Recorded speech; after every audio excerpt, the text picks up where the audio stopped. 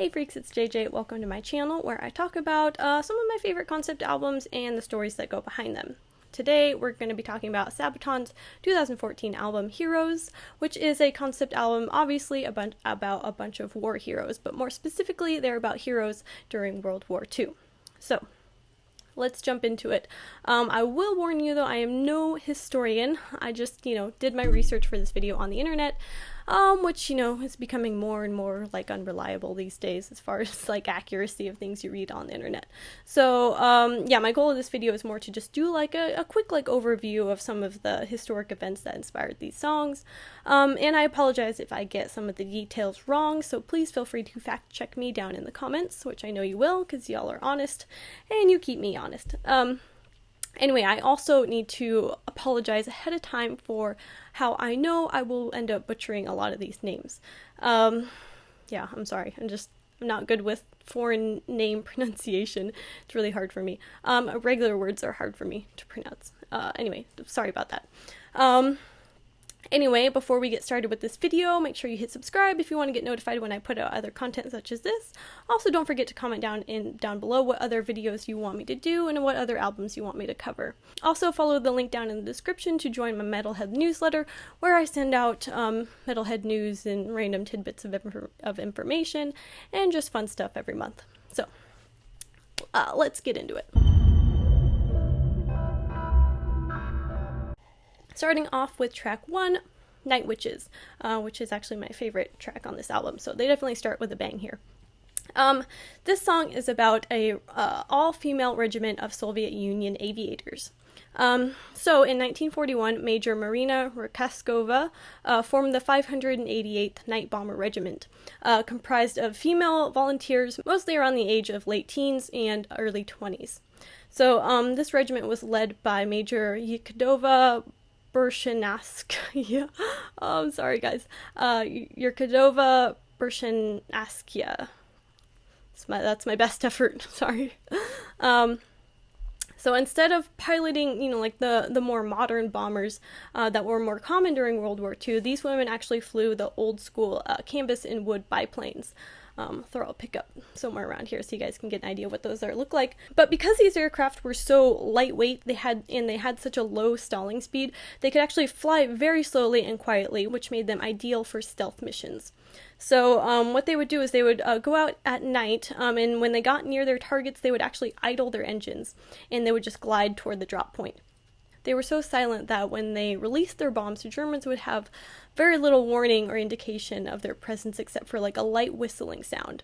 And so the Germans ended up likening this nearly imperceptible noise in the wind to the sound of broomsticks flying through the night. And thus the name The Night Witches was born and was adopted for this group of badass all-female aviators of the 588th Bomber Regiment. Track number 2, No Bullets Fly. So, Bremen, Germany, December 20th, 1943. Franz Stigler, who was a German pilot, was just returning from a mission, and his plane needed some repairs and, to be refueled, but he was immediately called off to deal with an American B-17 bomber. So, with just enough time to fuel up, he took off to fulfill orders in shooting down the B-17. And I don't know if you guys know, but B-17 is a pretty decently sized, large bomber for this time. I'll also throw a pic somewhere up here. But when Stigler drew level with the bomber, he was actually able to look into the cockpit of the B-17, and he could see Second Lieutenant Charlie Brown. He noticed that the B-17 had sustained incredible damages and was just, barely limping along through the air. So now Stigler had 29 confirmed kills, or so I read, and if he were to get, 30, he could earn the Iron Cross. So he had plenty of reasons to shoot down this B-17. He was ordered to do so. He could have easily done the mission, shot him down, and flown back home. And also he also possibly could have earned a Iron Cross in the process. But Stigler saw the damaged B-17 and felt that if he were to shoot him down, it would be similar to shooting down a man in a parachute. Instead, he decided to escort Lieutenant Brown through the German-occupied territory and to safety. Stigler risked not only, being court-martialed for disobeying command, but also risked being shot down, while escorting this bomber to safety. And I read this on Wikipedia, so I don't know if this is true or not, but someone let me know if it's true. But I read that 50 years later, Franz Stiegler and Charlie Brown actually met in person and they became good friends, which is just, like makes you feel all warm and fuzzy inside. So I hope it's true. If not, crush my dreams in the comments and let me know if it's not true. Okay, track number 3, Smoking Snakes. So this is about the Brazilian Expeditionary Force. There was once a saying in Brazil that went something like, it's more likely for a snake to smoke a pipe than it is for the Brazilian Expeditionary Force to go to the front and fight.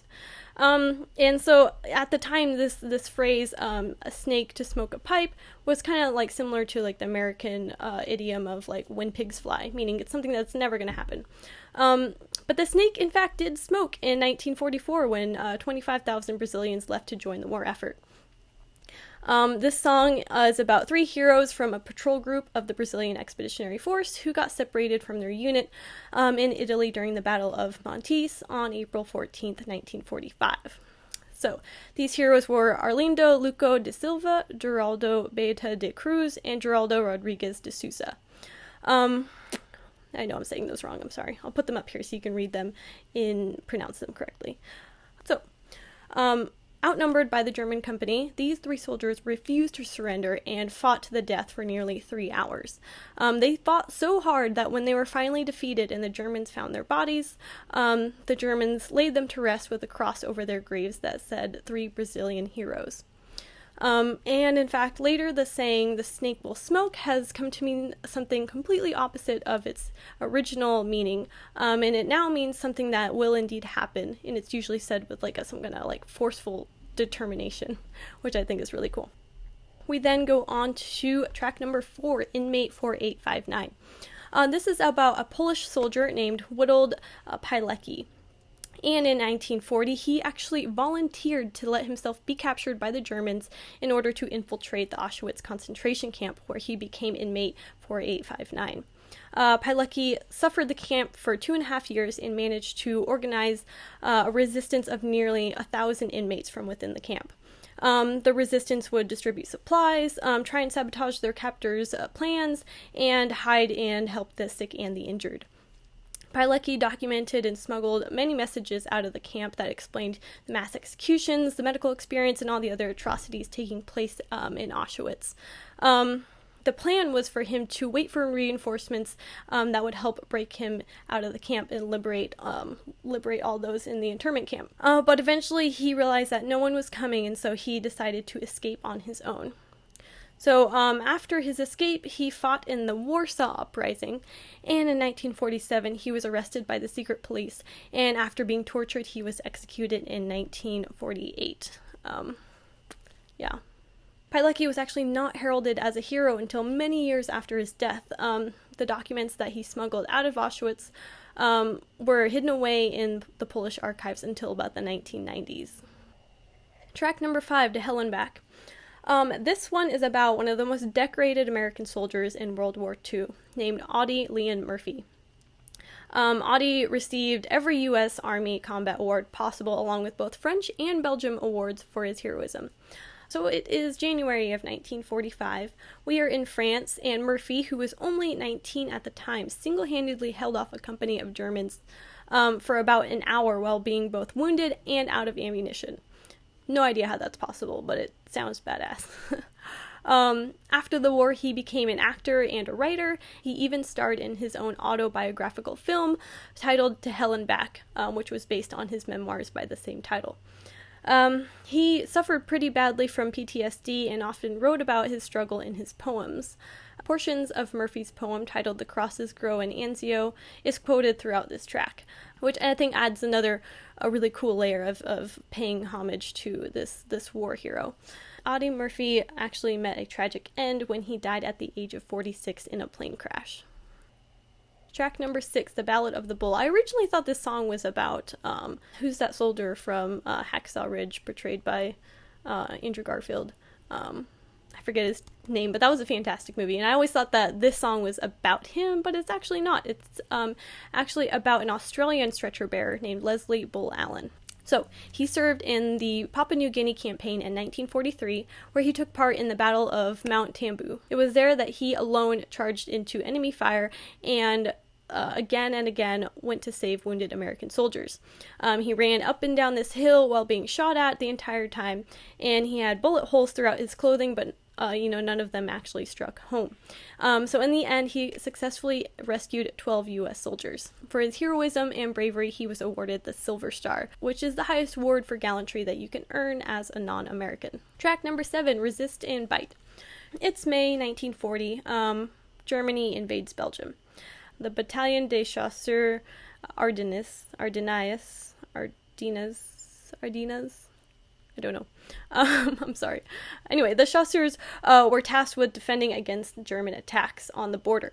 And so, despite being totally outnumbered and outgunned, the Chasseurs resisted for 18 days when Germany began to invade. So, even though Belgium eventually surrendered, the famous German general Erwin Rommel was so impressed by how hard the Chasseurs fought that he is quoted with saying, "They are not men, they are green wolves." That just goes to show how hard they fought, with every last ounce of will, that they, impressed the general of the opposite side. I think that's crazy. Anyway, the Chasseurs' motto translates to resist and bite, which is obviously how they got the title for this track. Track number 8, Soldier of Three Armies. This song is about Lauri Allan Tiorni, saying that wrong probably, sorry, who was born in Finland and eventually fought under 3 different flags, like obviously the title of the song suggests. He started off in World War II fighting for the Finnish army from 1938 to 1944, where he won the Mannerheim Cross of Liberty, which is like the most esteemed Finnish military decoration that you can get. Then, as a captain under the name Larry Lane, he fought for the German side against the Red Army in 1945, where he earned the Iron Cross, which is, again, another high award for valor. And finally, he adopted the name Larry Thorne and became a Green Beret in the U.S. Army from 1954 to 1965. He earned the Bronze Star, Purple Heart, and the Distinguished Flying Cross in this time. He died fighting the Vietnam War in a helicopter crash in 1965. Track 9, Far From Fame. This is about a Czechoslovakian soldier named Karel Janoušek. Sorry, that's my best guess at how to pronounce his name. He became a pilot in the Czechoslovakian Air Force, where he actually wrote the textbook on aerial warfare in 1930. When World War II broke out, he escaped Czechoslovakia to France and eventually to the United Kingdom, where he ended up training 88 Czechoslovakian fighter pilots for the Battle of Britain. And in 1941, he became a hero and was knighted by King George VI. However, in 1945, he discovered that his wife and many of his family had been rounded up and killed by the Nazis due to his fame as a war hero. Karel fought against the communism of Czechoslovakia, but by 1948, the Communist Party of Czechoslovakia seized control of the government, and he was stripped of his rank and imprisoned. He spent 12 years in prison before he was released on presidential amnesty. Karel died in Prague in 1971, and after his death, he was not even fully acquitted until after 1989 during the Velvet Revolution that ended the communist dictatorship. Track number 10, Hearts of Iron. So, the year is 1945. General Walter Wenneck of the 12th Army is ordered to Berlin to win the battle for Germany against the Soviet forces. However, Wenneck could see that the war was coming to an end, the Reich was failing, and instead of trying to defeat this advancing Soviet army, he decided to evacuate the people and save as many lives as he could. So he commanded the 12th Army to create a corridor out of Berlin and across the Elbe River. He provided rescue to the men of the 9th Army who were stuck there, and also for the escaping refugees to flee to safety. He successfully helped 250,000 people to safety, which is insane. That is so many people. After he saved all these people, he eventually just surrendered. He was taken prisoner and actually not released for about 2 years until 1947. His story ends in 1982 when he died in a car accident at age 62. All right, so that's actually it for this album as far as songs that have to do with the concept of heroes during World War II. The rest of the tracks on the album I look at as more like bonus tracks, as they don't actually have like a story that goes behind them that falls in line with the concept. They just kind of have more to do with like the general theme of the album, being heroism and things like that. So please let me know your thoughts down in the comments. Also, let me know what other videos you want me to do in the future, if you want me to cover more Sabaton albums, or any other concept albums you want me to talk about, or just topics you want me to cover in general, about random things, because I also do that every now and again as well. Anyway, don't forget to hit subscribe if you haven't already to get notified when I put out other content such as this. Also, feel free to go down to the link in the description and join my metalhead community. It's just a mailing list. It's not like a Patreon or anything, but if you guys want to get monthly newsletters from me on random metal tidbits, then feel free to join. Anyway, thanks for watching, freaks.